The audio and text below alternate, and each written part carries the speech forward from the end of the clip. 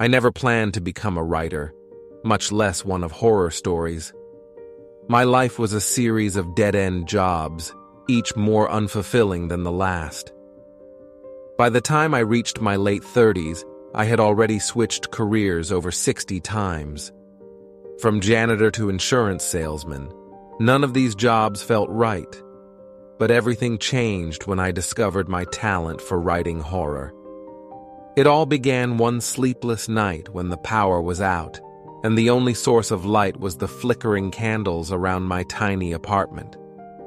I had been reading Stephen King's It for the umpteenth time, marveling at his ability to conjure terror from mere words. Inspired, I picked up a pen and began scribbling on the back of an old utility bill. That night, I wrote my first horror story, The Unrest Stop, a tale about a haunted bus station where the spirits of the departed torment the living. To my surprise, it was a hit. A small online magazine published it, and the feedback was overwhelmingly positive. People praised the vivid descriptions and the bone-chilling ending where the protagonist, a weary traveler, meets a grisly fate. Encouraged, I continued writing, each story more terrifying than the last. My tales always ended in despair, with the protagonist meeting an awful end. It became my signature style. Success came quickly. My name started to appear in more prominent publications, and soon enough, I had a dedicated fan base. However, with the success came something I never anticipated. My stories started to come true. The first incident happened shortly after I published The Man Outside. In the story, a man is stalked by a shadowy figure that always appears just outside his home, watching and waiting. One night, I awoke to a strange noise. Heart pounding, I peered through my bedroom window, and there it was, a dark silhouette standing just beyond the reach of the streetlight.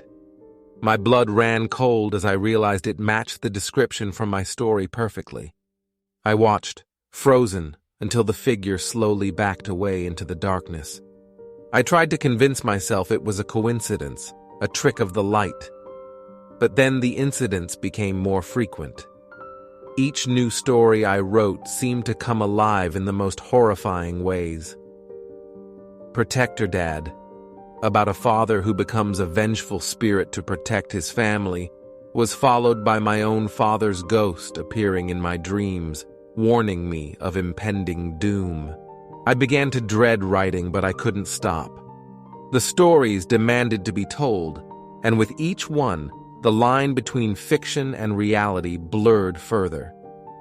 The Quiet Neighbor was next, detailing the life of a man who discovers his neighbor is a serial killer. Shortly after its publication, my real-life neighbor was arrested for multiple murders. The evidence they found in his basement mirrored the gruesome scenes I had described in the story. The most terrifying part was the physical evidence left behind. After writing The Walking Dead, a tale about zombies rising from their graves, I woke up with deep scratches on my arms, as if I had fought off something in my sleep. Each morning, new bruises, cuts, and scars appeared, matching the horrors I had described the night before. I knew then that this was no coincidence. Somehow, I was living the stories I wrote, almost dying, but managing to survive because I knew the plot. But the toll on my body and mind was immense. I felt like I was losing my grip on reality, slipping into the nightmarish worlds I created. Sleep became a luxury I could no longer afford. Each night, the stories I crafted with such care and dread became my reality. I felt trapped, a puppet controlled by my own twisted imagination. The scars on my body were the least of my concerns. It was the psychological torment that truly gnawed at my sanity. I tried to stop writing. I burned my manuscripts, deleted files, and even considered moving far away, hoping to escape the curse that had taken hold of my life. But the compulsion to write was too strong. It was as if an unseen force guided my hand, pushing me to continue weaving these dark tales. One night, after a particularly vivid nightmare, I found myself writing again, almost involuntarily. The story that emerged was Mimicry, about a creature that can replicate the appearance of anyone it encounters. As I wrote, I felt a cold chill creep down my spine. The more I tried to stop, the more urgent the words seemed to flow. The following day, I noticed something off. My reflection in the mirror wasn't quite right. It mimicked my movements, but there was a delay, a fraction of a second that made my skin crawl. I avoided mirrors after that, terrified of what I might see or what might see me. Days turned into weeks, and I became a recluse. The outside world held no comfort, only reminders of my deteriorating state. My publisher, concerned about my sudden withdrawal, urged me to attend a literary festival. Reluctantly, I agreed, hoping the change of scenery might break the cycle of horror. At the festival, I met fans and fellow writers, all unaware of the nightmare that had become my life. For a moment, I felt a glimmer of hope, thinking perhaps I could regain some semblance of normalcy. But that hope was short-lived. During a panel discussion, I saw him, a man standing at the back of the room, his eyes fixed on me. He was the spitting image of the protagonist from my latest story. Strange man. Panic set in. I excused myself and fled to my hotel room, locking the door behind me. My heart pounded as I tried to rationalize what I had seen, but there was no denying it.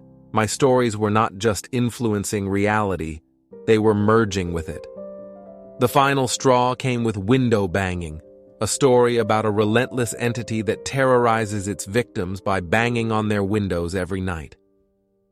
I wrote it in a haze, the lines between dream and reality blurring further. That night, the banging started. It was subtle at first, just a gentle tap. I knew the pattern, having written it myself. By dawn, my windows were shattered. The glass scattered across the floor like jagged pieces of my sanity. In the midst of this chaos, I found a glimmer of clarity. I realized that if my stories were dictating reality, then perhaps I could use them to find a way out. I decided to write one final story, The Escape, where the protagonist discovers the source of his torment and defeats it. It was my last hope. As I wrote, I felt a strange calm settle over me. The words flowed easily, detailing a confrontation with the dark force that had taken over my life. In the story, the protagonist faces his fears head-on, unraveling the mystery and breaking free from the curse. The climax of the tale was a showdown in an old, decrepit house, the same house I had dreamt about countless times. As I wrote the final words, the air around me seemed to crackle with energy. I knew what I had to do. I had to find that house and end this nightmare once and for all. Armed with nothing but my manuscript and a sense of desperate determination, I set out to find the house. It wasn't difficult. The address had been etched into my mind, a location pulled straight from my subconscious. The journey there felt surreal, like stepping into one of my own stories. The house stood at the edge of town, an abandoned relic of a bygone era. Its windows were boarded up, and the paint peeled away in long, sorrowful strips. As I approached, a sense of foreboding washed over me. This was it, the source of my torment. Inside, the air was thick with dust and decay. The floors creaked under my weight, and the walls seemed to whisper my name. I followed the path I had written, each step bringing me closer to the climax of my tale. In the center of the house was a room untouched by time, where the final confrontation would take place. I sat in the middle of the room, manuscript in hand, and waited. The hours stretched on, the silence broken only by the occasional rustle of wind through the broken windows. Just when I thought I might lose my nerve, the temperature dropped, and the shadows in the room began to move. A figure emerged from the darkness, indistinct at first, but gradually taking shape. It was me, a twisted, malevolent version of myself, born from the nightmares I had written. It smiled, a grotesque parody of my own expression, and advanced slowly. I read the final passage of my story aloud, my voice trembling. The words described the protagonist confronting his doppelganger, banishing it with the power of his own will. As I spoke, the figure recoiled, its form flickering like a candle in the wind. But it wasn't enough. The entity lunged at me, its cold fingers wrapping around my throat. I struggled, gasping for air, the manuscript falling from my hands. Desperation fueled my strength, and I fought back, remembering the twist I had written at the end of the story. With my last ounce of energy, I reached into my pocket and pulled out a small silver pendant and heirloom from my mother, who had always believed in the power of symbols. In the story, this pendant was the key to defeating the doppelganger. I pressed it against the figure's chest, shouting the final words of the manuscript. The entity screamed a sound that pierced through the fabric of reality. It dissolved into smoke, leaving me alone in the room, gasping for breath. The house around me seemed to sigh in relief, the oppressive atmosphere lifting. I stumbled out of the house, the morning sun blinding me. My body ached, and my mind was a whirlwind of confusion and relief. I had done it. I had faced my fears and survived. But the cost was high. The physical and mental scars would never fully heal. Back home, I found the world outside unchanged, unaware of the battle that had taken place. I tried to return to a normal life, but the memories haunted me. Every time I looked at a blank page, I felt a pang of fear. I knew that writing would always be a part of me, but the stories I wrote now were different, lighter, more hopeful. The scars on my body faded with time, but the experience left an indelible mark on my soul. I continued to write, but I was more cautious, aware of the power my words held. The nightmares subsided, and I began to sleep soundly again, no longer plagued by the horrors of my own making. Years later, I published a memoir detailing my experiences. It became a bestseller, and readers were fascinated by the blurred line between fiction and reality. Some believed my tale was just another story, a clever marketing ploy, but I knew the truth. I had survived my own horror story, emerging stronger and more resilient. The power of words had both cursed and saved me, teaching me the importance of facing one's fears and the strength that lies within. Years had passed since the confrontation at the old house, and I had settled into a semblance of normalcy. My memoir had brought me unexpected fame, and I often found myself in front of audiences, sharing my story. The questions were always the same. Did it really happen? How did it feel? Would I ever write horror again? I smiled and gave practiced answers, but deep down, I knew the truth was far stranger than any fiction I could create. I had been granted a second chance, and I intended to make the most of it. However, the past has a way of catching up, and my reprieve was about to end. It started with a dream that felt all too familiar. I was back in the old house, but this time, the rooms were filled with faces. Faces of the characters I had written into existence, each one wearing a mask of sorrow and pain.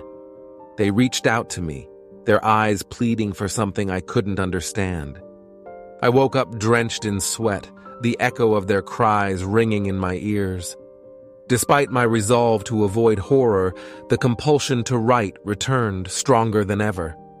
I resisted, but the ideas clawed at my mind, demanding to be put on paper. I knew that giving in could mean reliving the nightmare, but the creative urge was too powerful. I decided to channel it differently, focusing on a new genre mystery thrillers with a hint of the supernatural, but without the gruesome endings. My first attempt was The Shadows We Cast, a story about a detective haunted by the ghosts of his past cases. It was well received and praised for its suspense and emotional depth. I felt a sense of accomplishment, believing I had found a way to balance my creative needs with my desire for peace. But the peace was short-lived. One evening, while I was working late in my study, I heard a noise, a faint whispering that seemed to come from the walls. I froze, my heart pounding. The whispers grew louder, forming words I could barely make out. "Come back, finish the story." I tried to ignore it, telling myself it was just my imagination. But the whispers persisted, following me from room to room, growing more insistent.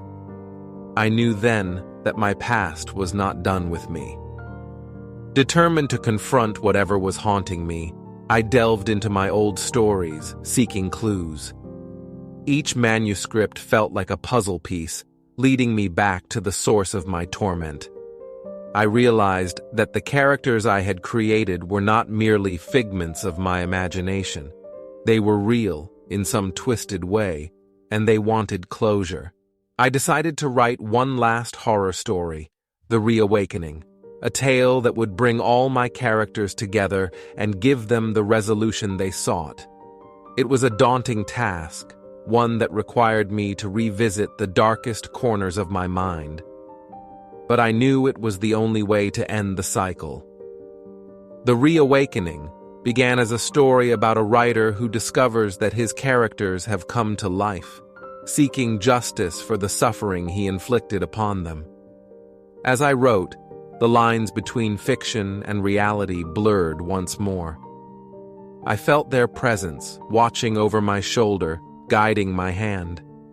The protagonist, a thinly veiled version of myself, embarked on a journey to the old house, where he would face his creations and seek their forgiveness.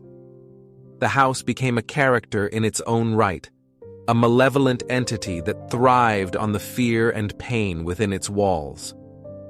As I approached the climax, the whispers returned, but this time they were different. They were voices of encouragement, urging me to continue. The characters wanted their story told and their pain acknowledged. I wrote feverishly, the words pouring out in a torrent of emotion. In the story's final scene, the protagonist stands in the house's heart, surrounded by the specters of his characters. He offers them an apology, acknowledging their suffering and his role in it. The house trembles, its foundations cracking as the characters begin to fade, their faces softening into expressions of peace. With the last word written, I felt a weight lift from my shoulders. The house in my mind crumbled, and the whispers ceased. I sat back, exhausted but relieved, knowing that I had finally put my demons to rest. The Reawakening became my most acclaimed work, hailed as a masterpiece of meta-horror. Readers were captivated by the story's emotional depth and the way it blurred the lines between author and creation. But for me, it was more than a story. It was a catharsis, a way to exorcise the ghosts that had haunted me for so long. In the years that followed, I continued to write, but my stories took on a new tone, hopeful, redemptive, and filled with light. The scars of the past remained, but they no longer defined me. I had faced my fears and emerged stronger, my writing a testament to the resilience of the human spirit. The nightmares never fully disappeared, but they lost their power to terrify. Instead, they served as reminders of what I had overcome and the strength I had found within myself. The whispers became echoes of inspiration, guiding me toward new stories that touched the hearts of my readers. Looking back, I realized that the true horror had never been in the stories themselves, but in the fear of the unknown, the darkness within my own mind. By confronting it, I had found a way to turn my nightmares into dreams, my fears into strengths. Years of peace had softened the memories of my darker days. I had settled into a routine, writing stories that brought joy and hope to my readers. My name was no longer synonymous with horror, but with tales of redemption and the human spirit. Yet, the past has a way of resurfacing when least expected. It started subtly. During a book signing event, a young woman approached me with a copy of The Unrest Stop. Her eyes held a mixture of admiration and something else fear. She handed me the book and whispered, "The stories, they're real, aren't they?" I paused, my pen hovering over the title page. "What do you mean?" She glanced around nervously before leaning closer. "I lived it. The bus station, the ghosts. It all happened just like in your story, and I'm not the only one." Her words sent a shiver down my spine. Could it be that my stories were affecting not just me, but others as well? I dismissed the thought, signing the book and offering a reassuring smile. But her words lingered, planting a seed of doubt in my mind. Over the next few weeks, I received more messages and emails from readers claiming similar experiences. Each account was eerily similar to the stories I had written in my darker days. The coincidences were too many to ignore. I knew I had to investigate. I reached out to some of the readers, arranging meetings to hear their stories firsthand. Each encounter left me more unsettled. The details they described matched my stories down to the smallest details that only I knew. It was as if my words had become a gateway, unleashing the horrors into the real world. Determined to find answers, I delved into research, seeking out old texts on the power of storytelling and the supernatural. I discovered a concept known as narrative reality, the idea that stories can shape and influence the real world. The more I read, the more I realized that my writing had tapped into something ancient and powerful. The situation grew more dire with each passing day. Reports of strange occurrences linked to my stories began to surface in the news. A man claimed to have seen his doppelganger after reading Mimicry, while a family reported poltergeist activity eerily similar to the events in Protector Dad. Panic set in as I realized the full extent of what was happening. I decided to confront the problem head-on. Gathering the manuscripts of my old horror stories, I locked myself in my study, determined to find a solution.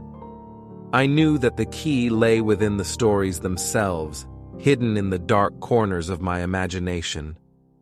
As I reread each tale, I noticed patterns I hadn't seen before. Symbols and motifs that seemed to connect the stories in ways I hadn't intended. It was as if an unseen hand had guided my writing, weaving a tapestry of terror that transcended the page.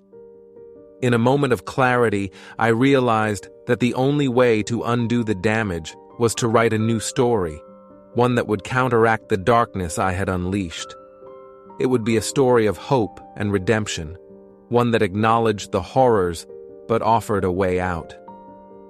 I began writing the final story with a sense of urgency. It was a tale about a writer who discovers that his stories have come to life, wreaking havoc